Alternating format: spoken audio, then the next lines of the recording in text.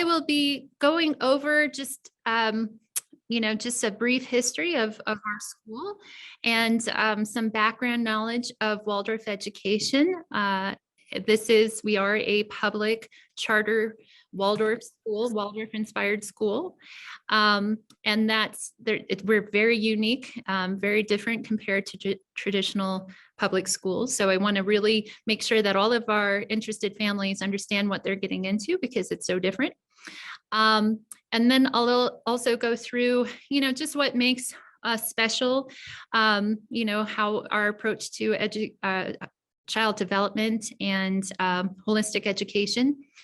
Then I'll also go over our parent agreements, our expectations of parents and what those mean. I'll talk a little bit about COVID and just, of course, this is a crazy time for all schools. We're not alone in that. And then I'll also go over just basic enrollment information for you as well, and then open it up for questions and answers. So about Mountain Song. I mentioned that it started in 2013.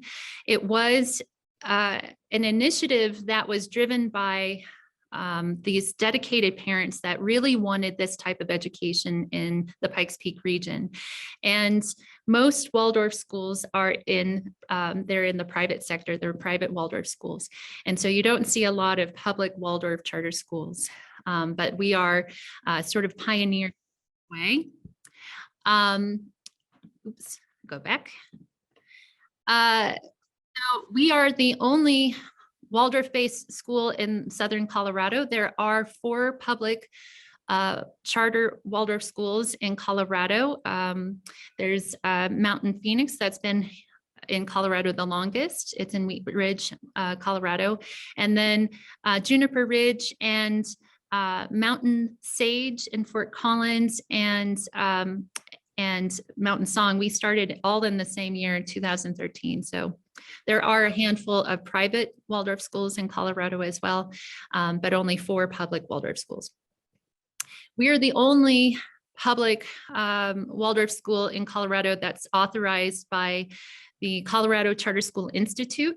So a lot of people get us confused. They think that we are a District 11 school because we're within the District 11 boundaries, and we're actually not. We're authorized by the Charter School Institute, which is an arm of the Colorado Department of Education.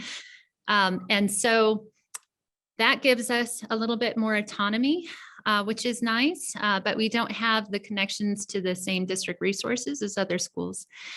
So I just like to point that out because there is a lot of confusion with that.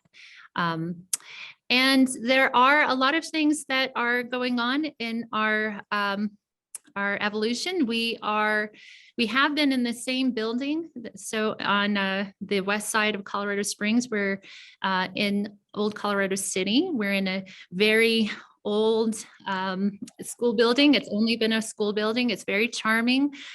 There's a lot of stairs, but no elevators in our building. And it's been our home since 2013, and we've been leasing it from District 11 since 2013. And we thought that District 11 wanted it back. Our lease was set to end this year. And so we had been actively looking to purchase another school building in the area. We couldn't find something that was perfect for us. We really like this building. And so luckily District 11 has allowed us to purchase this building. So we are actively purchasing our current facility that we're in. And we're also looking to see what that means because we are kind of growing beyond our capacity here. So we are looking to see how we can continue to grow like we would like to. And so just keep posted with any sort of announcements that way. But we are very excited that the current building that we're in will be our permanent home. So what is Waldorf education? Waldorf education really started in 1919. So Waldorf education just celebrated its 100th year not too long ago. And it was really based, it was a movement that was started by Rudolf Steiner, who was this really eccentric man. He was a real Renaissance man. He was a scientist. He was an architect. He was he started anthroposophical medicine. He started biodynamic farming, which is really sort of the precursor to sustainable agriculture. And he was also a theosophist. So he was he did a lot, and he really created this type of education in response to the aftermath of World War I, when Germany was really in disarray and a lot of economic turmoil. And so he really wanted to create he had a vision for creating a social and cultural renewal, this type of education that will call for social and cultural renewal after World War I. He really based it on observational data. He looked at how cultures have learned throughout history, and really it's oral tradition. So, one of the fundamentals of Waldorf education is that it's heavily based in this oral tradition. So we tell lots of stories. It was actually funny, the reason why it's called Waldorf, it's actually named after the Waldorf Astoria cigarette factory in Stuttgart, Germany. And it's back then they used to name cigarette companies after famous hotels. So it was named after the Waldorf Astoria Hotel. And the founder, Emil Malt, was a friend of Rudolf Steiner's, and Emil Malt was a really kind man. He was actually a very good employer, and he wanted the cigarette factory workers to be engaged with their work. He didn't want them to revolt or anything like that. So he treated them really well, and he would bring Rudolf Steiner in to do these series of lectures about the history of paper making or trade routes or something, so that these line workers would feel like they were connected to something bigger. And they liked Rudolf Steiner so much that they wanted to have him come and teach their children. So most of these workers were from Armenia, and their children weren't going to the same German schools and wouldn't go to the same German universities. And so they really wanted that their children to have Rudolf Steiner teach them, and he took it on as a challenge, and he did it. And so the first Waldorf school was in a pub in Stuttgart, Germany, and it was really for these Armenian cigarette factory workers' children, and it became so popular because it was co-ed. It was really comprehensive. Within the 8 years that these kids would get this education, they would have the same sort of appreciation for art and culture, and have this really well-rounded education. And so then it became very popular in the mainstream. And since then it's been pretty much in the mainstream in Europe and around the world. It's really expanded in the world. And it's very much heavily art integrated. So it's, art is infused in everything that we do. It's also very hands-on. And when we say hands-on, we get the kids really experimenting, really observing their world, and developing this curiosity in what they're doing. So that's sort of the philosophy of Waldorf education. Of course, there's a lot to it. Really, we want to meet the children where they are developmentally. We don't want to push them through a mold that they're not ready for. We as observers and educators in child development, we can understand, certain ages, what the children need, and that's what we try to provide them. So being a public Waldorf school, we have some core principles that we adhere to. We really, first, the fundamental thing is this idea of the comprehensive image of the human being, and so understanding human development. And so we look at child development and human development in 7-year increments. And so we really try to focus on what the first 7 years, what that child needs, and et cetera. And so we also, are extremely going back to the genesis of Waldorf education as a response to, World War I, it is about social change through education. It is also heavy into relationships. So the big, the secret recipe of anything we do is having these really strong relationships between the teacher and the students. We're also about access and diversity, and that's just, I think, a mandate for all public schools, but certainly in Waldorf education, to make sure that the children understand that they live in a diverse world. And we also want to make sure that people see themselves in this type of education as well. We're also about collaboration. So our leadership model, we have an executive director. We had a threefold governance system before where there were 3 directors. We still have that.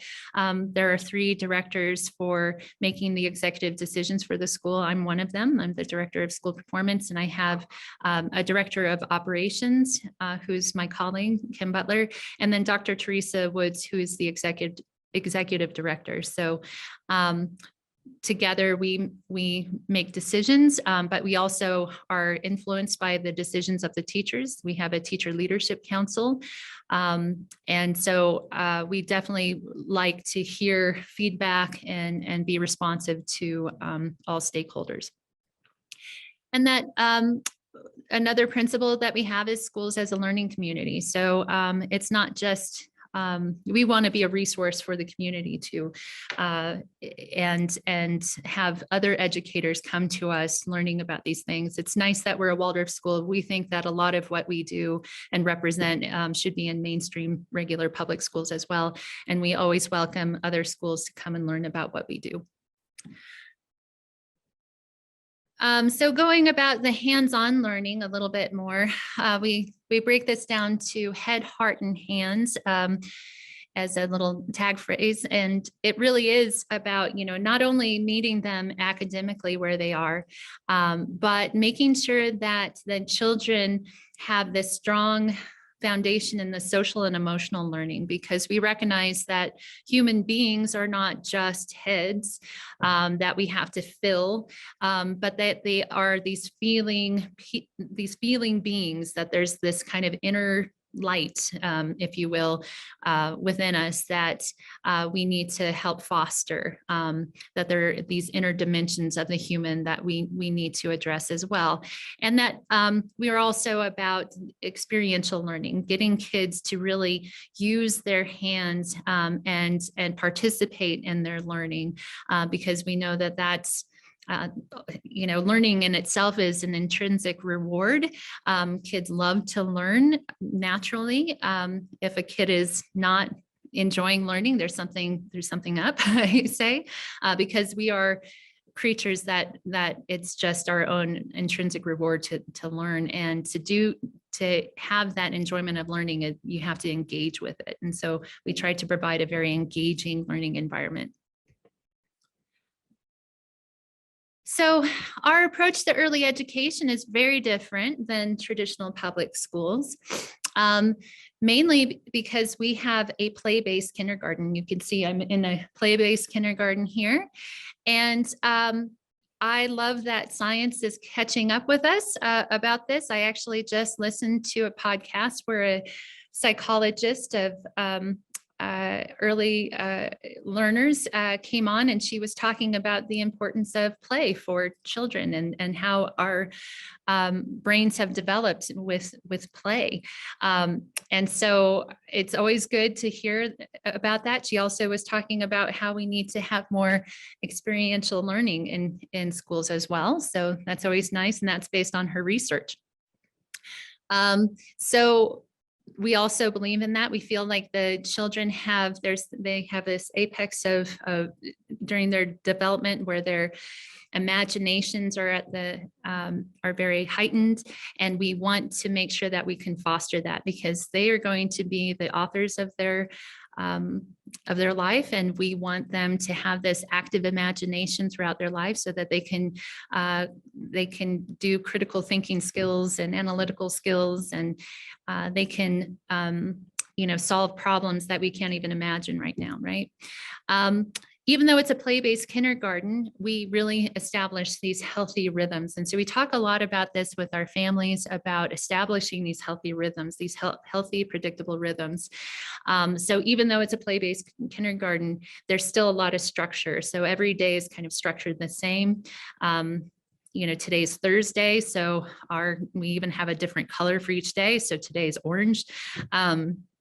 All these little clues to the kids to make sure that they understand what's coming next. And that really alleviates some anxiety that some kids have about not knowing what's happening next.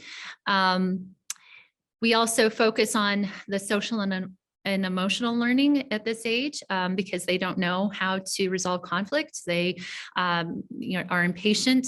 We talk about their will forces are really strong. And impulse control. So we have to model for our children what it is that we want them to do. And so there's a lot of modeling of right words, right actions. We even use puppetry to help resolve conflict if there's in conflict, which there inevitably will be because it's play. And that's just what happens in play, is that they get into conflict, and that's okay because we are there to help guide them through this and try to model for them what it is that they need to do to help resolve their own conflicts. It's heavily based in movement too. So they are developing in all these ways, and we want to make sure that they are being able to move their bodies and creating these neural pathways. So we do a lot of bilateral movements, movements to help strengthen the corpus callosum so that both of their hemispheres of their brain are connecting. And they're doing a lot of, in addition to the gross motor skill development that we're doing, we're also focused on the fine motor skills too, through, knitting, through modeling, those kinds of things. And we get them outside quite a bit. So we are poor substitutes for nature. Nature can teach way more than what we can in a classroom. So we get them outside, and we want them to develop these, hone in on these observational skills, because if they're outside and they are playing with some water, or they're playing in a puddle and they're watching how the ripples are being created if they toss a rock in, then they're kind of developing this natural inquiry and these observational skills that will help when they get into the sciences, and they'll have this curiosity and this active imagination, which will really help them when engage with the sciences when they start that. The big thing too with the kindergarten is that we don't have them start letter writing and reading in kindergarten. That doesn't happen until first grade, but we first start with the oral and oral skills, having them develop these active listening skills. So when we're telling these oral stories to them, they're putting in their head, they're imagining what the image is to that word. And so that will be their foundation and comprehension later on when they start to read. So really, it's a lot of phonemic awareness. It's a lot of them, a lot of comprehension. And so then in the first grade, when they start to write with letters and start to read, then at least they'll have that phonemic awareness, that comprehension down. Okay, so when another thing too, I forgot to mention with the kindergarten is that we really encourage children to be a little older when they start school.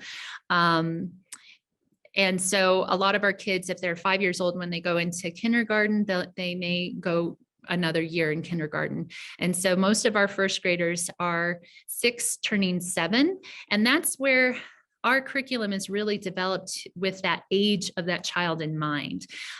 So like I said, we look at child development in 7-year increments. In that first 7 years, we really want to imbue the kids with a sense that the world is beautiful, right?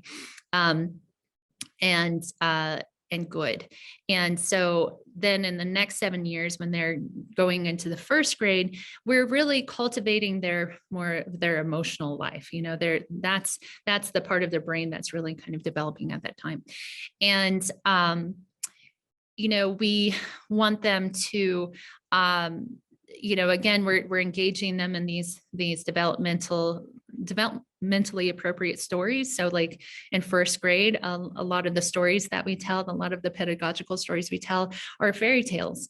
And that's because they're still what we call in a dreamlike state where time and space really are irrelevant. They don't know what, how time is kind of irrelevant to them. And so we tell them fairy tales that really kind of evoke that, that sense of placeless, timeless story. Like once upon a time in a land far, far away, there was a king who was very strong, or there was a poor beggar child or something, and some archetype that they can identify with. These stories change as they grow, obviously. We don't stay in the fairy tales. But we really focus on these pedagogical stories that kind of speak to that experience that the child's going through at that age. In second grade, we tell stories that are kind of speaking to this, what we call, they're exploring their duality of their nature, speak to this experience where they're playing around with their mischievous sides of themselves or these noble characteristics. And so we tell a lot of fables because they have a lot of morals and lessons. Then in fourth grade, they're learning about Norse mythology, that are really these amazing kind of strong characters that really kind of speak to that child's experience. And then, by the time they're in eighth grade, they're learning about historic figures who were kind of flawed, but they were, and very human, but they did amazing things. And so the stories change with as the child grows. But they're very engaging stories, and then teachers are presenting all of these stories through memory. They're not reading these stories; they're telling them, and they're making these stories very lively and engaging. The other thing that's interesting is that child, going back to the importance of having strong relationships, our teachers will stay with the same group of students theoretically, and ideally, I should say, without COVID or pregnancy or things like that kind of get in the way. The teachers starting in first grade will stay with that same group of students, potentially all the way to the eighth grade, maybe the fifth grade. Sometimes we have teachers loop to the fifth grade and then go back down to first grade. And then we'll have another secondary teacher loop from sixth to eighth. And then we also have teachers that are going all the way to the eighth grade. That way, they really establish the strong relationship with their kids. They know what makes them tick. They can start the next year right into academics. They don't have to spend a lot of time getting to know their kids, and they can identify when a child is kind of going through some changes. And so the relationships are very, very strong here. Let me see. Oh, another thing too. So we don't have textbooks. We have the kids make their own textbook, and this is called a main lesson book. And so the main lessons are, it's about an hour and a half chunk of their day where they focus on one particular subject. And they'll have we do block rotation. So they'll have this lesson for about 3 to 4 weeks before they go on to something else. In the sixth grade, they may be focused on Roman history for 3 to 4 weeks before going into the next block. And then we'll give them another chance during the year to review that stuff that they learned earlier. And during the main lesson, they are really, the main lesson books are literally just blank books that the kids put their work into. And so they're beautiful books. We really try to teach them how to take care of their books, make them beautiful, try to really make straight lines. And it's amazing to have at the end of the year, you'll have this beautiful book that your child has made, and you can see the progression through the year. and all the things that they learned. And it really helps them kind of invest in their own education. When they get to the middle school years, again, they're going through yet another 7-year block, right? So they are really, they're starting to identify themselves as these intellectual creatures. They have their own thoughts and opinions, and they like to share those things. And so we really want to foster that in them too. So again, it's very hands-on and engaging. And so I have this picture here of our former 6th grade students. They're all high schoolers now. But this was the first day of school, and we had a solar eclipse. And so it was a great opportunity to get them outside and then observe what was going on. And I'm not sure that you can tell in this photo, but there are if you remember if you saw the solar eclipse, it did these weird things with the shadows. And so the children are just kind of observing this phenomenon. And so that's how we teach the sciences. And actually the new generation science standards that Colorado has adopted is really based on this idea that you have the kids really study the natural phenomenon before you really break it down and explain it to them. You want to develop this intrinsic curiosity, this to say, what's going on? Why do you think why that's happening? And having them, kind of engage and use their imagination. And then you lead them through the scientific processes to figure that out, right? We can tell them all the facts and information, but it's just going to leak out like a sieve if they're not engaged and if they're not curious. Again, they focus more on historic biographies. So in the 7th grade, for instance, we say that the 7th grader has their sights on the horizon. The world is their oyster. And so we tell a lot of stories about explorers during that time, right? We also talk about the Renaissance and these amazing figures from the Renaissance, and just make these stories really engaging, and that they can identify themselves in some of these historic characters as well. And really, we want them to develop these kind of this independence. We also want them to be civic minded. So we do, our middle schoolers really help out around the school. They're buddies to younger kids. They're doing community projects to help the school. And so they really do develop the sense of responsibility, and they love it. And they take it on with zeal. So that's really great. And going in, okay. What also makes this special is that we have special subject classes that are very unique. Starting with handwork, we have the kids starting even in kindergarten. They do some basic sewing projects or knitting, finger knitting. Then in 1st grade, they're starting to knit with knitting needles. And then this progresses as they go up through the grades where they're sewing maybe something in the round. And we really want them to have this appreciation where things come from. So where do clothes come from? And it also, there's a lot of other reasons why we like the handwork, and especially knitting, because there's a lot of counting involved. This bilateral movement, helps strengthen the connection between the two brain halves. So there's a lot of benefit to the handwork, and the kids love it.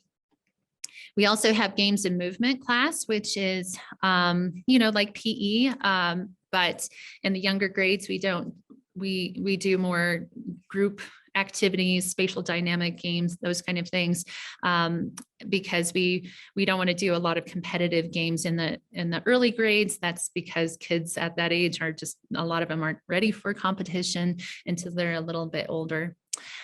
We also have agricultural arts. So if you visit our school, we have a garden where we have chickens, and we used to have rabbits. Hopefully we'll get rabbits in the future. Both of our rabbits died. We have fish, we have a greenhouse. So they learn how to grow their own food, essentially, and take care of the animals. And we also have them cook with their food. So we have a culinary element to the agricultural arts as well. We have an outside oven that sometimes they utilize for making bread or pizza. Again, trying to get them to understand that where their food comes from. I also love it because we teach them how to compost and use the chicken manure for the garden beds, and then we grow our own food from the garden beds, and so then we're showing them the sustainable closed loop system. We also have music. Obviously, music is a big part of what we're about. We're called Mountain Song for a reason. So we sing all the time, even outside of music class. We're singing in the hallways. We're singing in the classrooms. And just really having them develop this appreciation for music. And then we also have Spanish twice a week as well. Maria Webb is I should say Maestra Webb is our Spanish teacher, and she teaches grades 1 through 8. And she doesn't, it's not in a full immersion class, but she is just teaching them this kind of to hear the different sounds of a different language. Your brains really do think differently if you have a different language spoken. And so and it's also to get them to appreciate some culture too, outside of just the Euro centric culture. So you can see this Dia de los Muertos ofrenda that we have. We celebrate Dia de los Muertos every year to honor the Mexican tradition. Okay. Festivals, this is a big part of what we're about. Again, going back to the sense of rhythm, we like the kids to understand that we really celebrate these festivals in a way to expand their cultural awareness, but also a lot of these festivals follow the changing of the seasons. And so we have a lot of festivals in the fall and winter when we are losing the daylight. And so a lot of these festivals are focused on bringing out the light. So you'll notice we have our Lantern Festival where the kids create their own lanterns, and then they go out with their families at night and singing songs, bringing light into the darkness kind of thing. We also have these saffron buns are a part of our Santa Lucia celebration. It's a Swedish celebration. And so we like to bring that tradition here. And then we also have, various festivals through the year, but the big one is Mayfair, and that's in the springtime where we celebrate the end of the year. And so you'll notice we have a maypole, we wear flowers in our hair, we have face painting and games and food. So it's really our big celebration, and you're welcome to join that. It's a big community festival. So to be a part of our school, we do have some expectations, for our families who are interested in this, because it is such a different approach to education. The big one is that we really want all of our families to learn about Waldorf education and make sure that this is a right fit for your family. There's a lot of questions when you look it up. Especially when you look up information about private Waldorf schools, some of it is applicable to us, but a lot of it isn't. And so if you have questions about anything that we do, we always are welcome to hear these questions and answer any questions that you may have.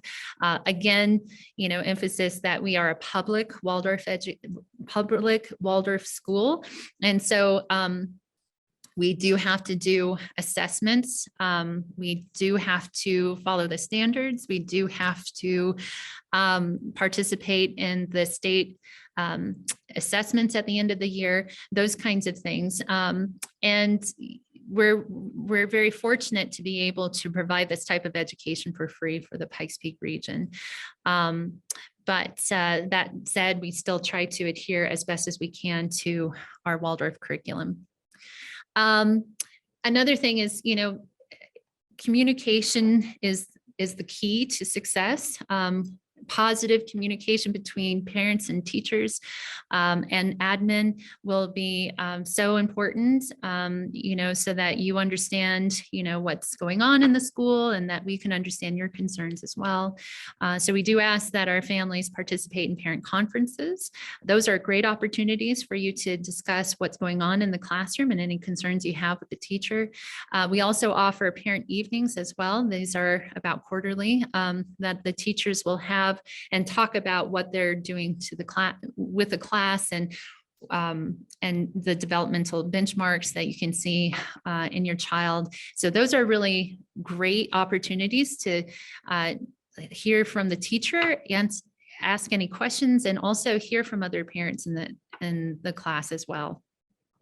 And we also have other learning opportunities through the year. We try to offer those, and we'd love to offer them more. So anytime we can, we try to teach our community about Waldorf education and our approach to teaching. So the other thing too, big emphasis, I don't know why I have to keep emphasizing this every year, but attendance matters. Absolutely. 100% attendance matters. And I think that there may be some misnomers about that. We don't really care about attendance. Absolutely. We care about attendance.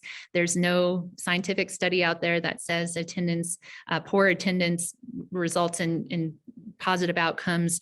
It's absolutely the opposite. In order to establish this healthy rhythm for your child and have them understand what's going on in the classroom, we want them to be in the classroom. We can't teach an empty chair, as we say. So please make sure that you bring your children as much as possible. Of course, COVID has really derailed a lot of us, but please make sure that you bring your child every day on time. And then we also have specific policies that are a little different too. Again, we're trying to develop a healthy environment for our kiddos. And so the big one is, of course, this is, COVID is the biggest cosmic joke on us, but we have a screen policy where we don't want kids to be on screen from Monday night until Thursday night. We recognize that screen use is heavy, and that's just our world these days. We're all on screens, obviously. But we really are concerned about the effects that a lot of screen time is having on our children's development. And we recognize that a lot of kids have a harder time to regulate themselves. They have a harder time to pay attention because there's a lot of heavy screen use. And so we do ask our families to reduce that, make sure that they're not on screen from Monday night to Thursday night, so that they have this chance to relax and be with their family and play and grow like they need to. And when you do have them on screens, be very mindful of what they're being exposed to, because another thing is that these kids, we know the kindergarten student that plays violent video games because that behavior comes out in class. And so they mirror a lot of what they see. And so if kindergarten students are playing violent video games, they're going to be playing it in kindergarten. So please make sure that when you're exposing them to those things, that they're developmentally appropriate. We also have a food policy. We ask that they not have food that contains sugar in the top 5 ingredients. Of course, we understand that there's different cultural backgrounds, and then some people, may be limited. So it's not like we heavily police this, but we do recognize that it really does matter what your children eat. And so we do really encourage them to eat healthy. One of the first things that we ask children in a conflict situation is that, what have you eaten? Have you had any protein? Usually they haven't had protein. And so we'll give them a yogurt or cheese stick or something to help them. And that really seems to help a lot of our behavior issues. We do have a no media policy. So we ask again that, we're trying to keep the external influences out of school environment because it really doesn't help their learning.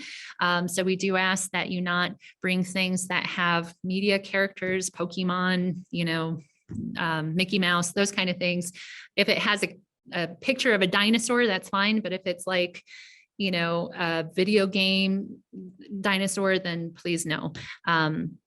And I can, separate from this, I can tell you my own personal story of what happened to my son when he brought Pokemon cards to school. And that should indicate why he got in big trouble with his friends with that. Anyway, and then, just make sure that you adhere to the policies we have. We also, our lifeblood is really our volunteers. And so we ask for volunteers. We always need help taking care of our garden. And we love having our parents involved and engaged with the school. And so there are many different opportunities that you can get involved and just become a part of the school community. So for enrollment, most of you, I think, have submitted an intent to enroll form. If you haven't, they are posted on our website under the enrollment tab. It's a hyperlink, and you can just click on that and fill out an intent to enroll form. That information goes straight to me. And then if you submit that intent to enroll form by January 31st, then your child's going to be entered in the lottery. We have to have an enrollment lottery per Colorado statute. And that lottery will be held on February 8th. So it's always the second Tuesday of February. We don't roll over the wait list from year to year, so just know that. So every year we start fresh. And so if you've been on the wait list in previous years, don't assume that you're going to be continued on another wait list. You have to resubmit an intent to enroll form. After our lottery, then I will communicate who has received a spot in the classroom or where your child is on the wait list. And then after that, we can continue to accept intent to enroll forms, but then it's just kind of a first come, first serve. We do give sibling priority placement. So if one of your children gets a spot, then the other child will be moved to the top of the wait list. And we'll continue to pull from the wait list and enroll new students up until our enrollment deadline of September 29th. And homeschool is pretty much the same process, but very rarely do I have to do an enrollment lottery for our homeschool students. Usually I'm able to offer the spots to anyone who is submitted an intent to enroll form for homeschool programs. We have 2 homeschool programs. I didn't talk about this in the presentation, but we are offering 2 homeschool programs. One is in person. It's called the Village Homeschool Program. The children meet 1 day a week in a classroom with their peers. It's sometimes a blended grades class. They follow the same, they do a lot of the same activities that our full-time students enjoy. So they do music, they do games, they work in the garden, they do handwork, those kinds of things. And they also have a main lesson. They go on field trips, they put on plays. So it's really nice, but they don't have specials. They just have that one classroom teacher. And then you provide, of course, the academic learning at home. Then we also have our Frontier Homeschool Enrichment Program, which is online. We offered this because of COVID, and I think we're just going to continue to offer it. It's been pretty popular.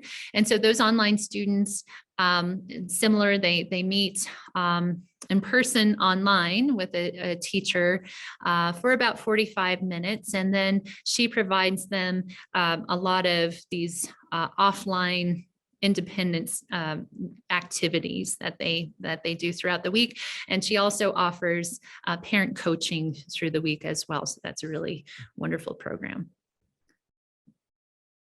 So COVID has just, unfortunately, I keep having to talk about COVID. I was really hoping that this year I could be like, that was in the past and we're moving forward and we don't have to worry about this, but we're still going through this. So we've weathered the storms, I think, better than we had initially thought we would.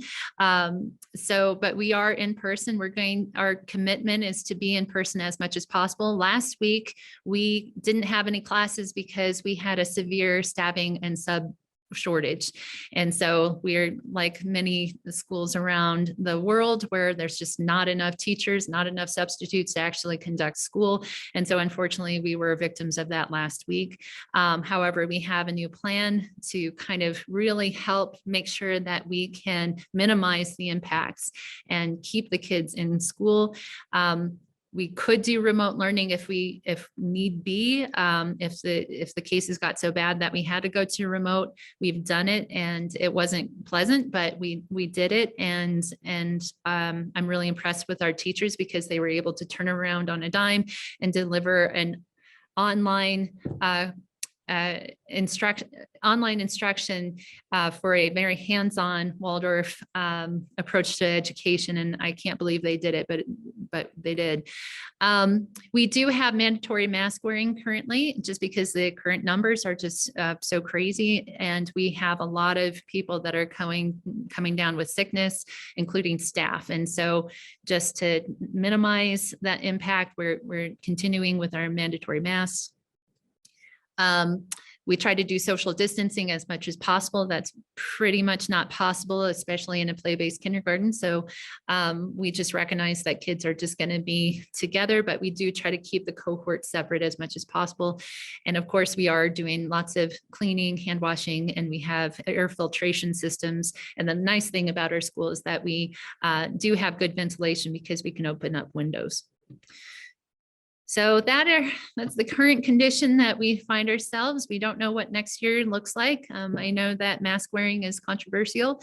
And so, hopefully we don't have to deal with that in the future, but there's no promises right now. That's just how things are, to the chagrin of many of our staff and family members.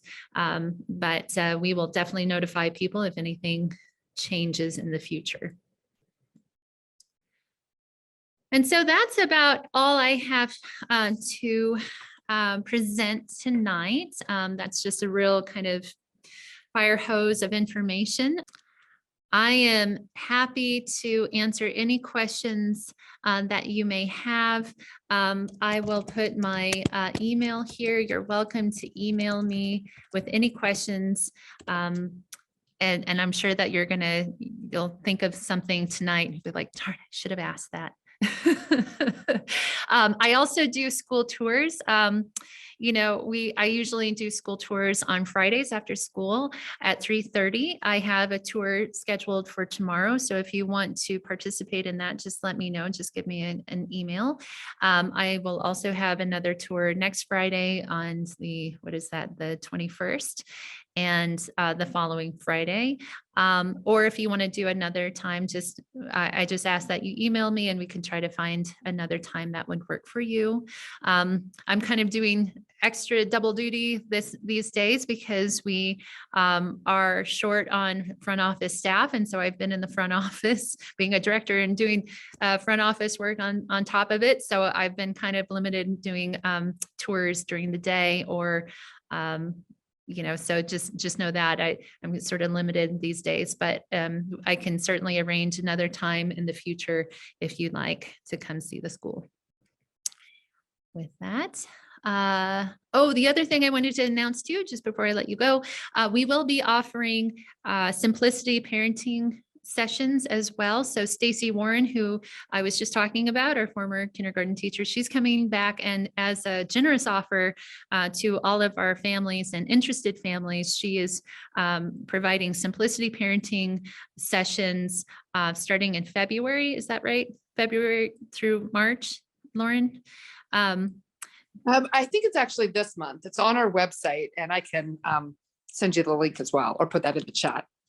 Yeah, that would be great. So Simplicity Parenting is a best-selling parenting book it was written by Kim John Payne, and he actually came and he trained our staff and faculty and talked to our parents years ago. He would come out every year, and we really like his approach to parenting because it's very similar to our approach to addressing children, disciplining them, those kind of things. So we recommend our families look into that, because that way if you're implementing some of these strategies at home, then the kids will hear this kind of, they'll have this cohesiveness between the school and then at home too. So thanks, Lauren, for posting that. So you're definitely welcome to participate in those. And then also, you're also welcome to come join us at our Mayfair celebration. Which happens in May. So look out for those announcements. If you ever want to just get kept up to date with school news, you can sign up for our Songbird newsletter as well if you go to our parent tab on the website. So anyway, well, I thank you so much for joining me tonight. I will let you get back to your families. Again, if you need anything from me, if you have any questions, feel free to contact me. And I hope that you have a wonderful rest of your night. Thank you very much.